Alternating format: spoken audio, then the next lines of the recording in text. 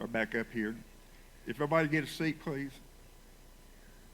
Everybody get a seat. Listen up.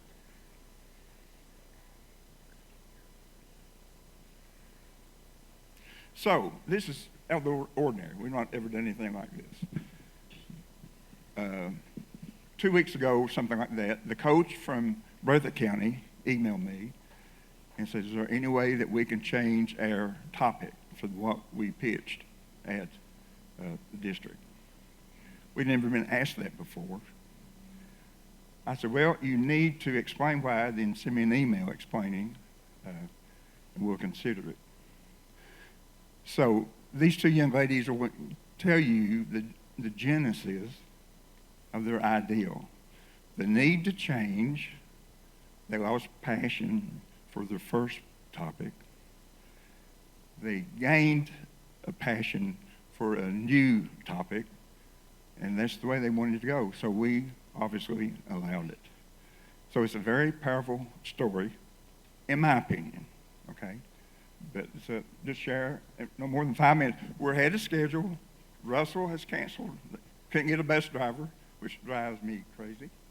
It happened to us last year. 2 schools had to cancel. Couldn't get a bus driver. But anyway, so we got some time here, and this is important for y'all to hear. All right, so you see, we were trying to work on this first project, which was Happy Threads. And we were sitting there, and we were trying to work, but we got so distracted by our phones. And I was sitting there, and Mr. Clare, our coach, was saying, come on, guys, we need to pay attention. We need to get to work. And then I was sitting there, and I was thinking, and then I was like, hey, I've heard that in other classrooms. I've heard that, throughout all classrooms. So why don't we focus on getting a solution for that problem? And I was talking to my team, and they were like, yeah, we all have that problem. It's more personal. And we thought that passion would inspire all of you. I would like Autumn to elaborate on that for me. We thought it would inspire you, right? But I remember whenever we were sitting there with our phones out, right?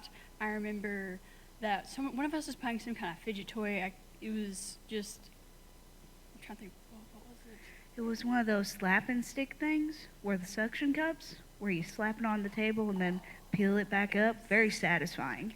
So. It was, I can't remember what they're called. But we were playing one of those, and then we thought, what if we made something the size of a phone, looks like a phone, but it can help people with all kinds of stress, anxiety, and all that, to help them calm down, to like give them an idea, thinking that their phone, kind of trick them into thinking that their phone's with them, to not make them less distracted. Distracted. And that's where we got our passion, our spark, is having that little experience. And that's how you figure out a problem. If it's closer to home, it creates more passion, and we figured that out, and we want to put that in more projects that we're going to think about in the future and come back here in the future, of course, in years to come.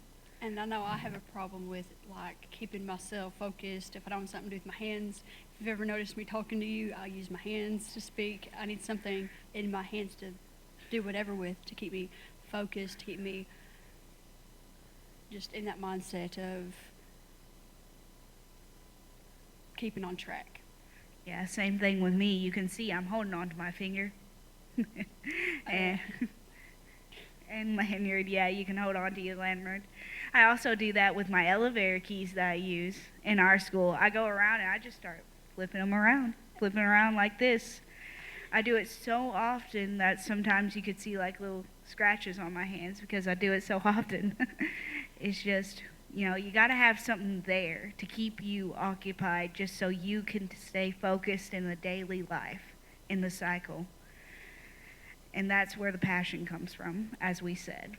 And that is why people doodle in class. That I'm is one of those true. people. Me too. May 13th